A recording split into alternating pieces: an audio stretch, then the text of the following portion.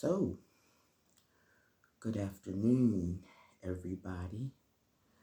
I had to tell myself not to say good evening because it actually isn't evening, at least not yet. It's just that it gets dark early now, and my body, at my age, when it gets dark, my body is like, okay, bedtime. But it really is too early to go to bed. So, how was everybody?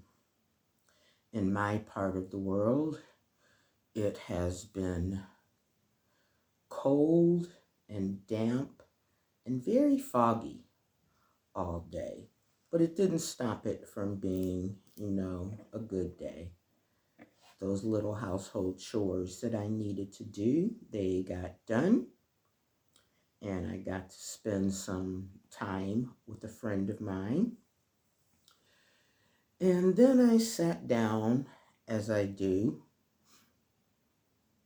and scrolled through Netflix and Amazon and Prime and Disney and YouTube, trying to find something to watch for my Saturday pleasure. And there was nothing that struck my fancy, so I dug deep in my DVD collection and pulled out something really, really old, as you can probably see from the TV screen behind me. Who does not remember Rod Serling? I fell in love with him from a young age, and my admiration for him, though he is long gone, it has never abated. So, what's on the screen behind you comes from the 1969 pilot episodes of Night Gallery, which is what he did after the original series Twilight Zone ended. Night Gallery, the movie, consists of 3 vignettes. The first one is called The Cemetery, and it features Ossie Davis as a very sedate butler to a rich painter named Mr. Hendricks, who is he's on his last legs. And Ossie Davis, as Portafoy, has been waiting on Mr. Hendricks for 30 plus years. And then all of a sudden, a nephew that Mr. Hendricks never knew he had shows up in the person of Roddy McDowell, who is his usual evil, greedy self. Delightful. Roddy McDowell stands to inherit everything when his uncle dies, and having been poor all his life, he of course does what evil, greedy people do. He contrives to kill his uncle, who does die, but Portafoy does not think this is fair, and he has done something anticipating the nephew's evilness to ensure that the nephew gets his comeuppance and he dies, which means Portafoy, who has, after all, served the man for 30 years. Once the nephew dies, it means Portafoy gets everything. But this is Rod Serling. So, if you've not seen it,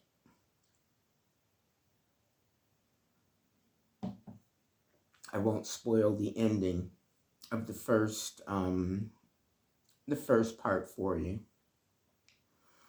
The cool thing about Rod Serling, and about, a lot of stuff that I like to watch that's old, is introducing it to my younger friends, and they're like, wow. So, I digress. Let me continue. The second story in this one features Joan Crawford. I don't need to say anything else. And this was near the end of her life, so she's old in this. And she plays a very wealthy blind woman who has bought an apartment building on Park Avenue and installed herself as the only tenant. And she wants to see something. She's been blind forever. So she convinces her doctor, and she does this by means of blackmailing the doctor, who has some medical malfeasance in his history.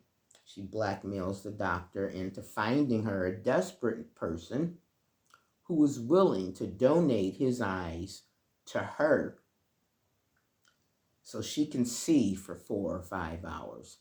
This, of course, will leave the donor, who is played by Tom Bosley, blind forever. But the guy that she picks to be the donor is a hopeless gambler. And rather than die totally, there are people chasing him who are threatening to kill him. So rather than die totally, he agrees to be the donor. He will give his eyes in exchange for the very cheap sum of $10,000 to Joan Crawford so she can get 4 or 5 hours of sight. This is an experimental operation, which her doctor warns her it may not work. It's worked on monkeys, but it's only worked on one human. But she wants to try it anyway. So they have the operation, and she is sitting at home. She's had people arrange, did I say she was rich, all her treasures in front of her, because she wants to see them when she takes the bandages off. So she takes the bandages off, and her head is tilted back skyward. And overhead there's a huge chandelier. And it works. The bandages fall away from her eyes, and since her head is tilted back, she sees this beautiful chandelier, and she's like, I can see. And then all of a sudden, everything goes totally, utterly dark. So she's screaming, Heatherton, you quack, I'll destroy you. Heatherton is her doctor's name.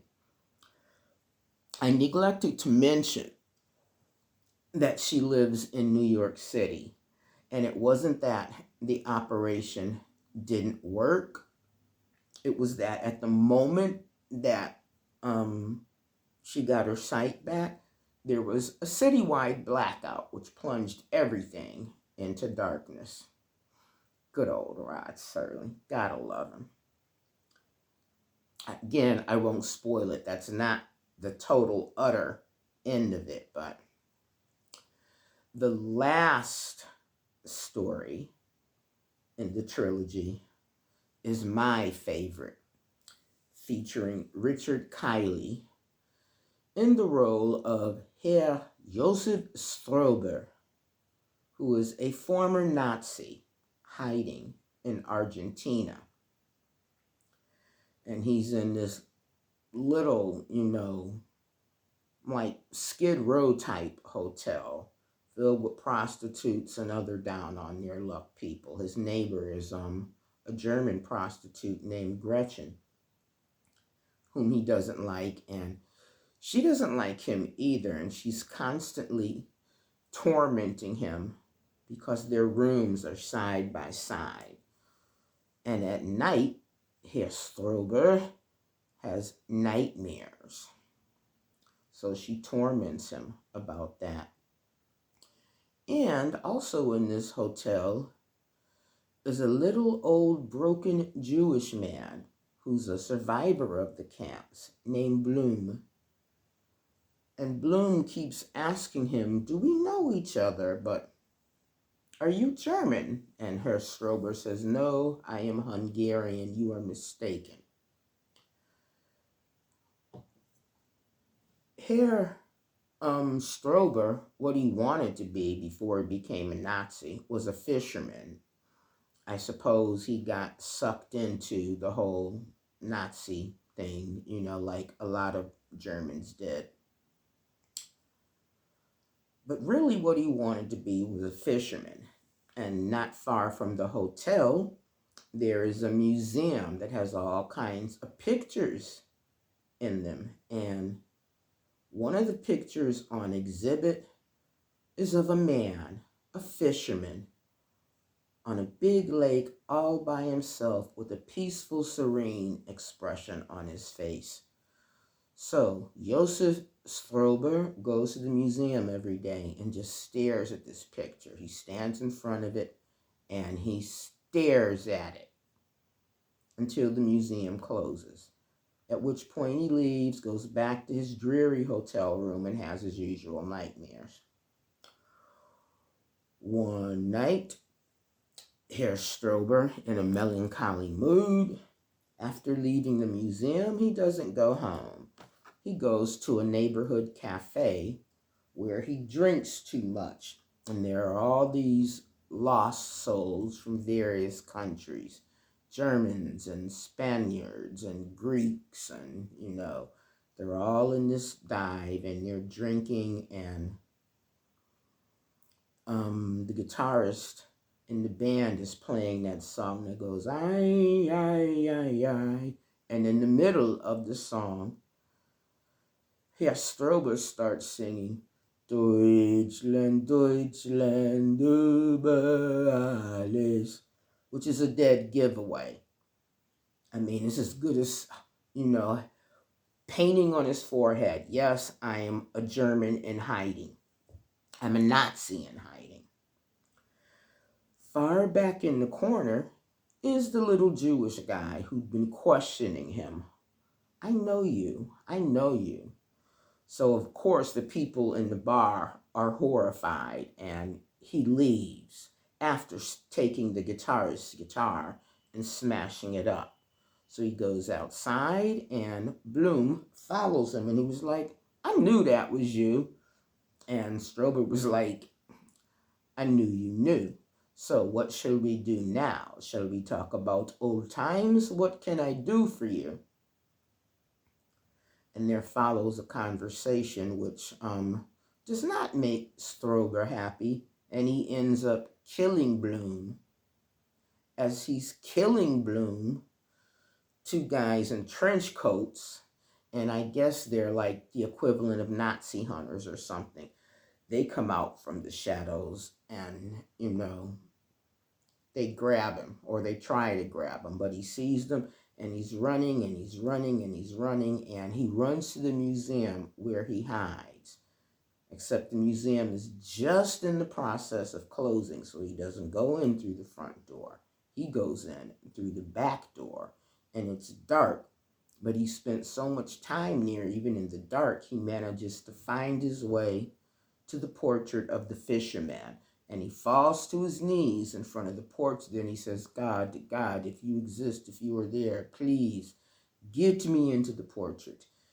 Get me into the portrait," which had happened several times. I neglected to mention while he was in a hypnotic state, just staring at it. He would be transported into the portrait, and then the voice would come over the tannoy that said, "The museum is now closing, you must leave." And then he was, out of it. So he's on his knees begging, "God, God, if you were there, if you were real, I beg you, get me into the portrait." And then all of a sudden, you hear Herr Strober scream. And it's an unearthly scream. And he is in the portrait. It's just the wrong portrait. There was another portrait done, it's called The Crucifixion, which he and Bloom, who also visited the museum on a daily basis, had a conversation in front of. In the portrait called The Crucifixion, it was painted, it's a concentration camp scene, and there is a prisoner hanging on a cross. And it turns out that the fisherman photo, portrait, painting, whatever, it was on loan. and it had been shipped back to its original museum that night and replaced with, you guessed it, the crucifixion picture. I can't remember how old I was when I saw that. It came out in November 1969. It was on NBC. So I'd have been, I don't know, 10, maybe 11. Even then, I had a strong sense of fair play. So while I recognized the horror of him being transported into a photograph where he's hanging from a cross, I also took a certain delight in it, because after all, the guy was a Nazi. He got what he deserved. So that was what I watched this afternoon, 1969's Night Gallery, mainly so I could look at Rod Serling at the beginning and the end. That suit, that smile, that voice. Thank you for tuning in again.